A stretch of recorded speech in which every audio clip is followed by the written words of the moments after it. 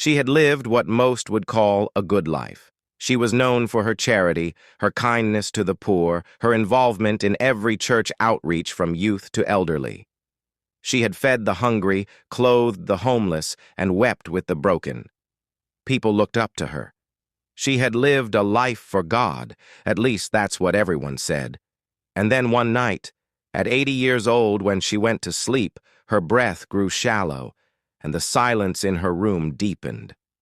The world fell away. She passed suddenly in her sleep.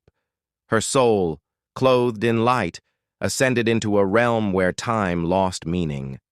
Before her stood a brilliant golden path that led to a vast gate made of pure pearl, the heavenly gates.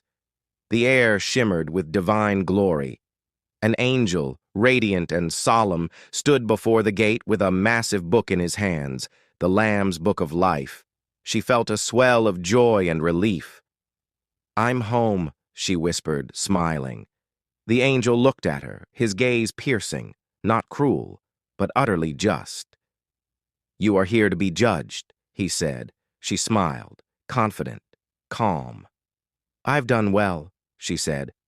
"I fed the hungry, clothed the poor, I gave, I prayed, I walked the floor at midnight, whispering prayers through tears. Surely I have nothing to fear." The angel opened the book. Page after shining page turned, glowing with divine ink. But when he reached the end, his expression darkened. Slowly, he looked up, sorrow in his eternal eyes. "Your name," he said, "is not here." She blinked. "What do you mean?" "There must be some mistake. I devoted my life to God, to serving others." "You did many good things," the angel said, "but your heart remained hardened. You did not forgive." She frowned. "What are you talking about?" He stepped aside. Before her, a vision unfolded like a living tapestry. She saw her sister, weeping at a family gathering, begging her for forgiveness for the betrayal of years ago. She saw the man who had cheated her in business, now elderly and broken, reaching out with trembling hands. She saw her former friend, now sick, lonely, writing letter after letter of apology. And each time she had turned away. "They don't deserve it," she had said. "They knew what they did." "You carried bitterness to your grave like it was treasure," the angel said. "You asked God to cleanse your sins while refusing to wash theirs from your heart." The angel's gaze pierced her. "You asked your Father for mercy every day, yet you refused to give it. You recited, 'Forgive us our trespasses as we forgive those who trespass against us.' Did you not mean it? You built altars to your anger. You built a throne for your pain. You nurtured it. You judged them in your heart while God held mercy in his." She dropped to her knees. "Please," she whispered. "Please, let me try again. I didn't understand. I thought I had time. I meant to forgive, just not yet. I needed time. Give me another chance," she begged. "Let me go back. I'll forgive them all." But time was no more. The angel shook his head. Too late. The time to forgive was during the fire, not after the ashes cooled. "There is no place for you here. Heaven has no room for the heart that clings to bitterness.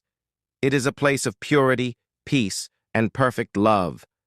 There is no room for resentment, hatred, or vengeance. The Lamb's Book bears only the names of those washed not only in deeds, but in surrender. And you refused to surrender your judgment to God's. You chose unforgiveness over peace," she screamed, not in torment, but in regret. So close, so far, all for a heart that chose unforgiveness over peace. The angel turned. One last whisper as eternity closed. "Mercy withheld is mercy lost." The gates began to fade. Her chance, slipping like water through fingers.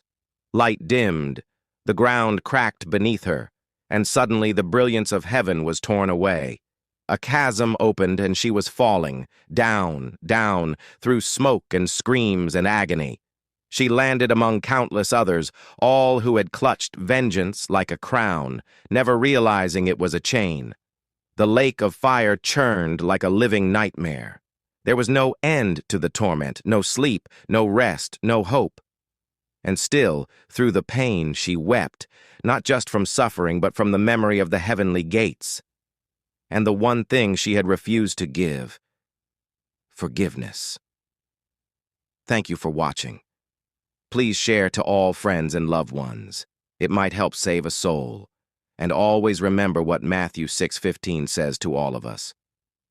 But if you do not forgive others their sins, your Father will not forgive your sins.